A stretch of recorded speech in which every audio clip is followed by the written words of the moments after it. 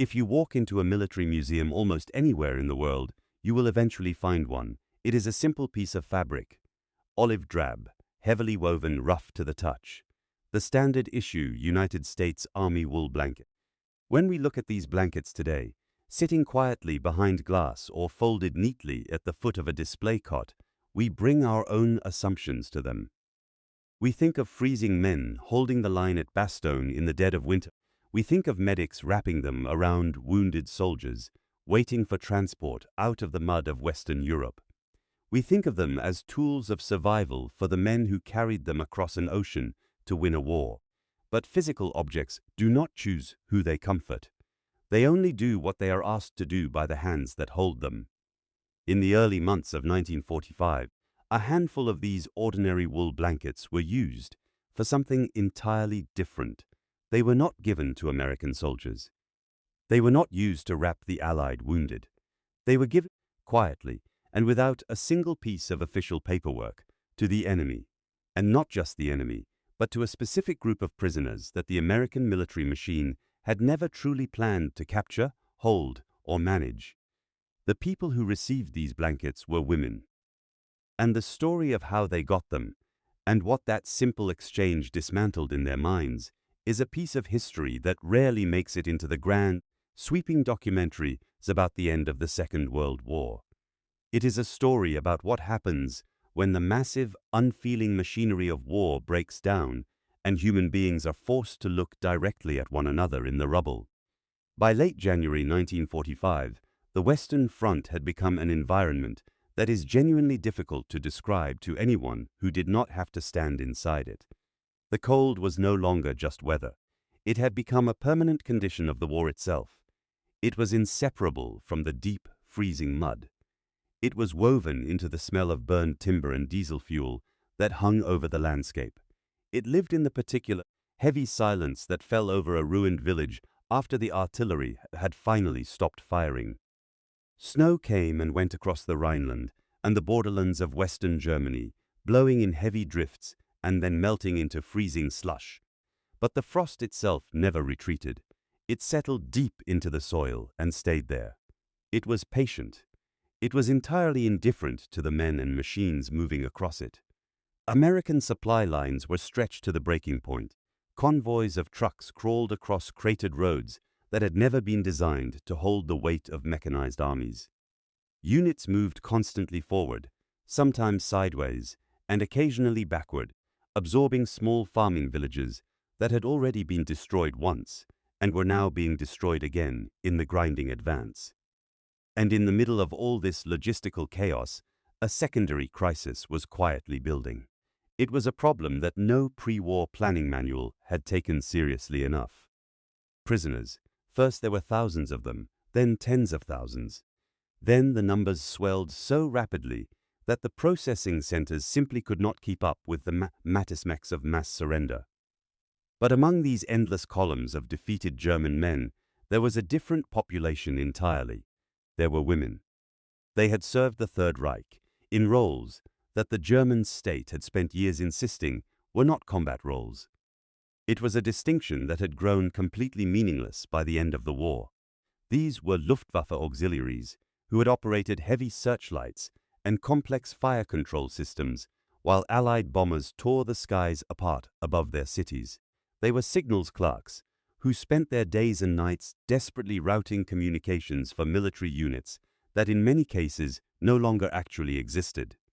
They were radio operators, military typists, frontline nurses, and conscripted factory workers who had been pressed into service as the German manpower pool evaporated and teenage boys were handed rifles. When the German front lines finally began to collapse in earnest, these women found themselves completely untethered. Their units dissolved. Their commanding officers either vanished into the night, surrendered to the first Allied patrol they found, or were killed in the fighting.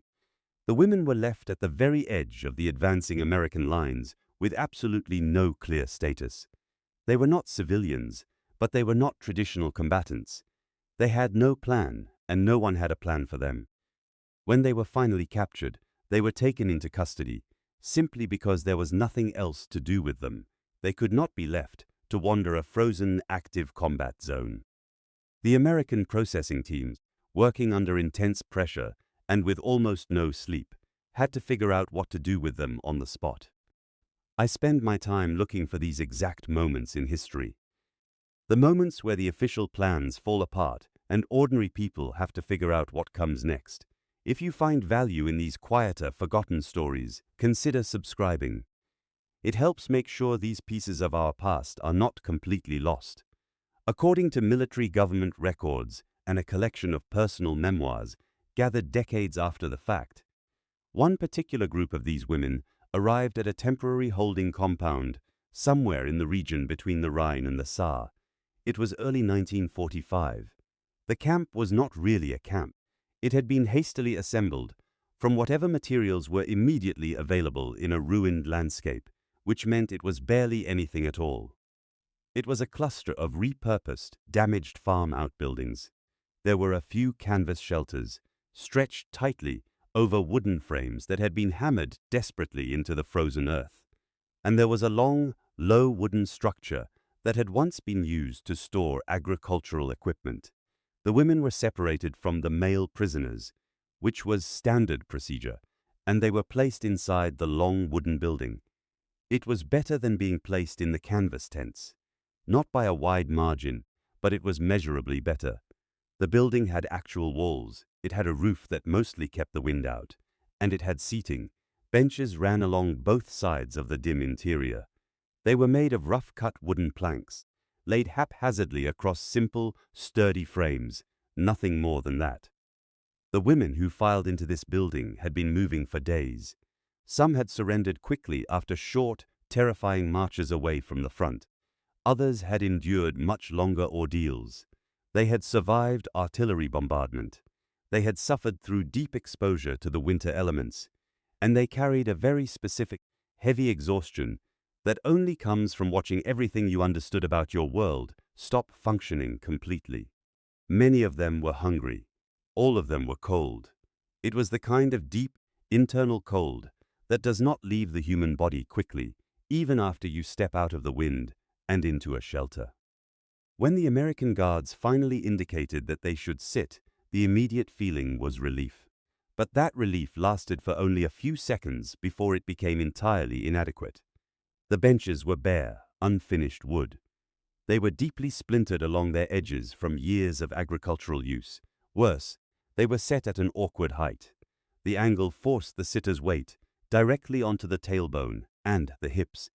For bodies that had been marching, running, and sleeping on frozen ground for days, the hard edge of the wood did not ease their pain. It sharpened it. Within a matter of minutes, the reality of the room shifted. Women started shifting their weight.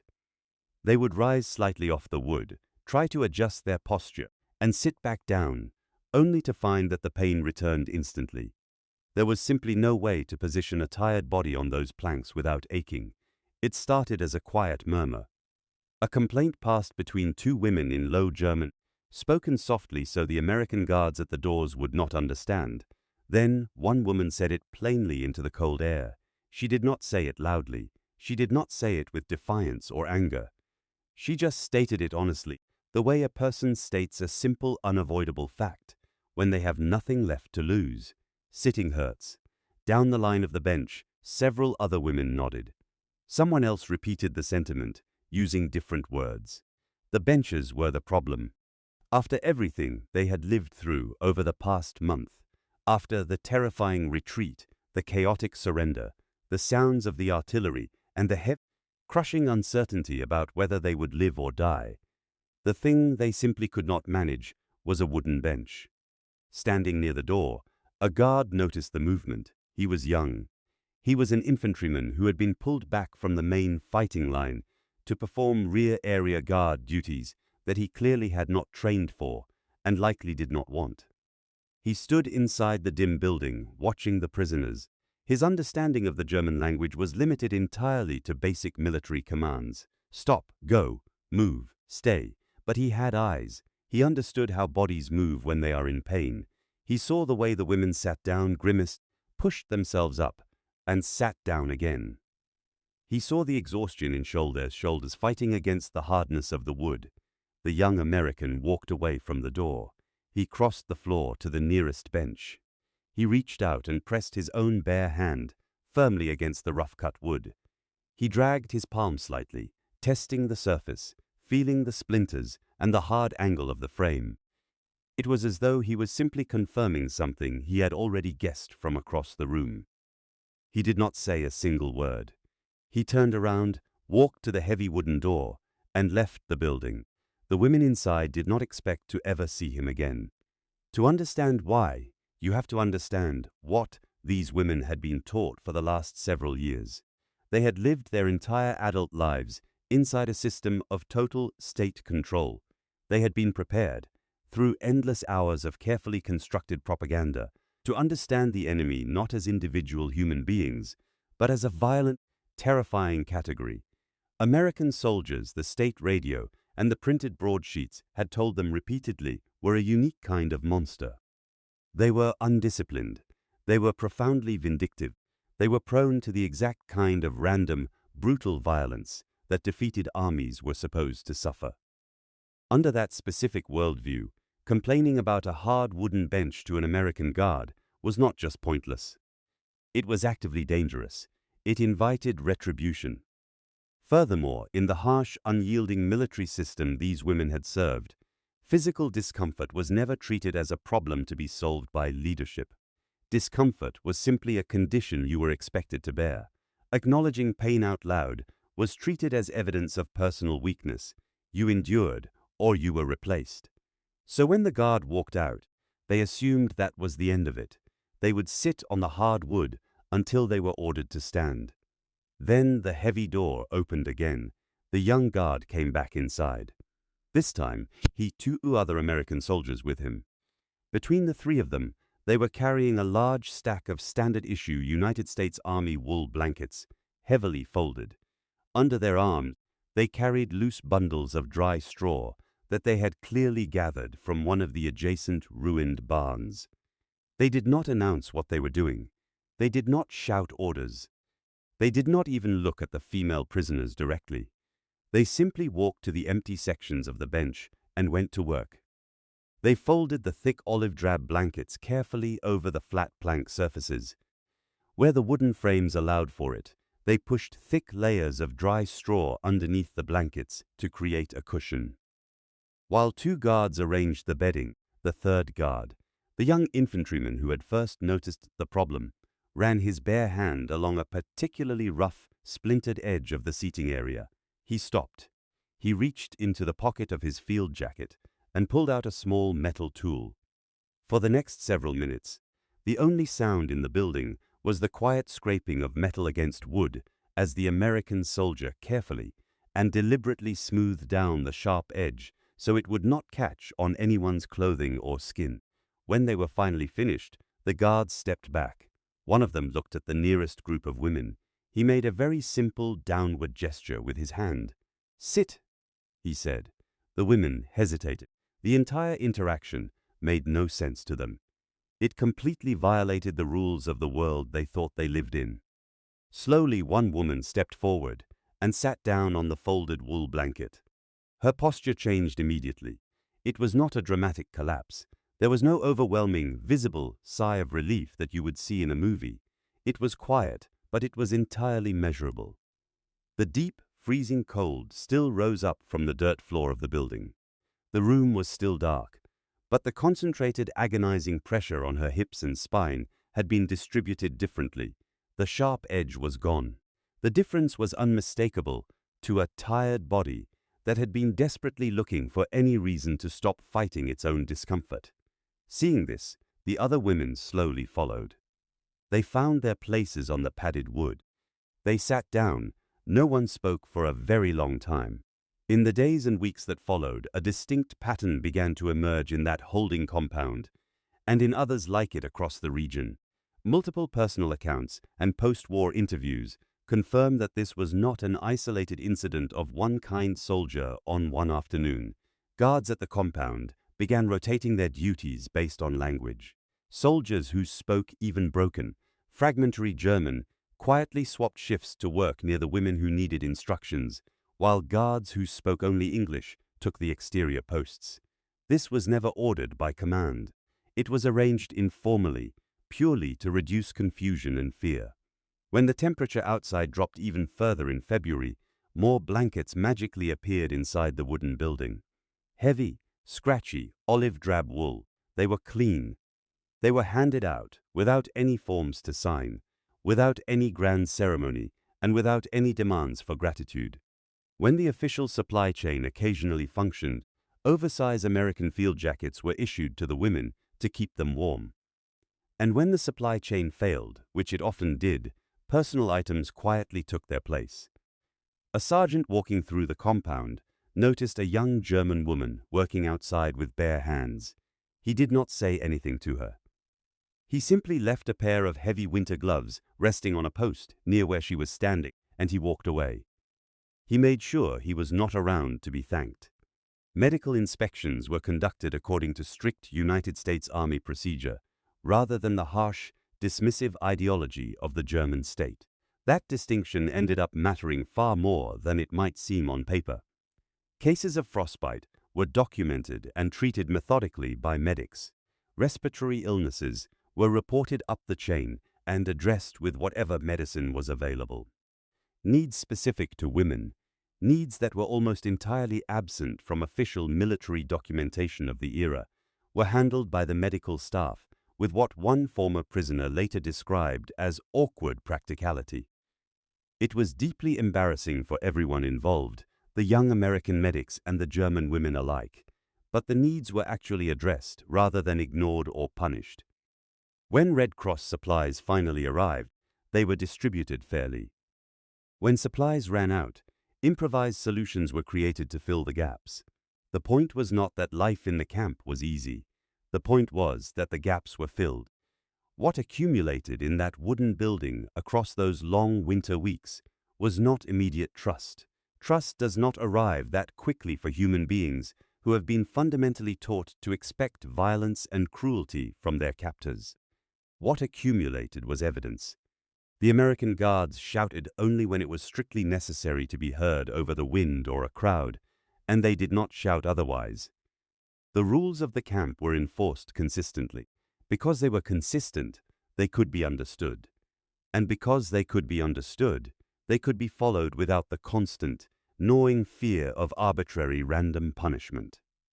When a prisoner broke a rule, the consequence was predictable and proportionate to the offense. There were no collective punishments handed down because of one individual's behavior. No one was dragged out into the freezing mud and made an example of. Authority in the American camp operated through procedure, rather than through terror. This environment was so wildly different from what many of these women had experienced inside their own military structure that it took them genuine time to simply recognize it as a real pattern, rather than a temporary trick. For the United States Army in the winter of 1945, the Geneva Convention was not just a piece of paper signed in a distant city.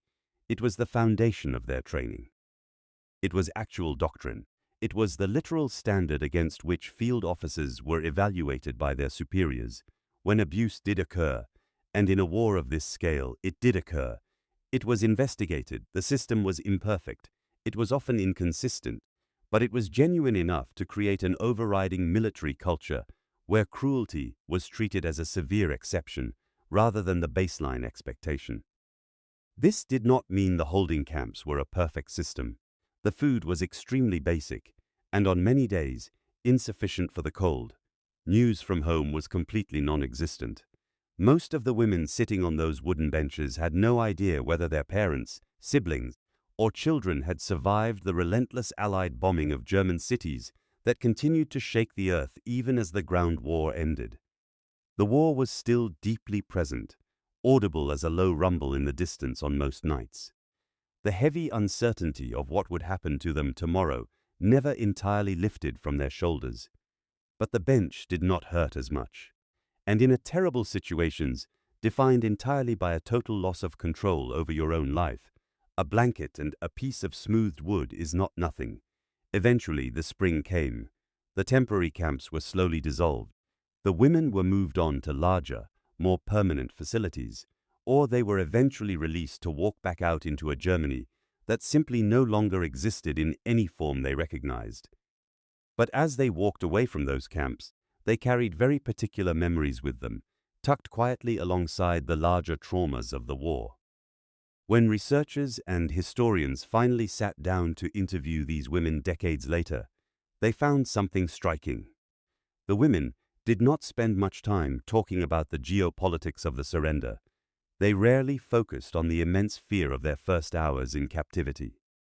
What stayed with them, surfacing in letters written 30 or 40 years later, were the smallest details. They remembered the heavy wool blanket that arrived without explanation. They remembered the young guard who spent 10 minutes smoothing a rough edge of wood simply because he saw that it needed smoothing. They remembered the bench that stopped being a problem because someone, an enemy, noticed that it was one. Nearly all of the women interviewed shared some variation of the exact same thought. They used different words, but the core truth remained identical. They said, "We thought it would be worse. We had been told exactly what to expect from the Americans, and what actually happened was not that." For these women, the concept of the enemy lost its capital letter. The enemy stopped being a terrifying, shapeless monster from a propaganda poster. The enemy became specific. The enemy became an individual young man, capable of noticing a tiny detail of human suffering and choosing to do something about it. Authority turned out to be something completely different than fear wearing a green uniform. That is not a minor detail of history. It does not belong buried in the footnotes of a conflict that killed tens of millions of people. It belongs firmly in the permanent record of how human beings actually behave when the massive, violent structures they have been handed finally give out. It shows us what people choose to do in the quiet, freezing space that remains.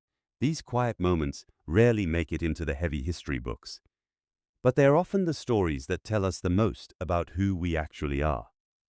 If you want to help keep these memories alive, I will be here next day with another one.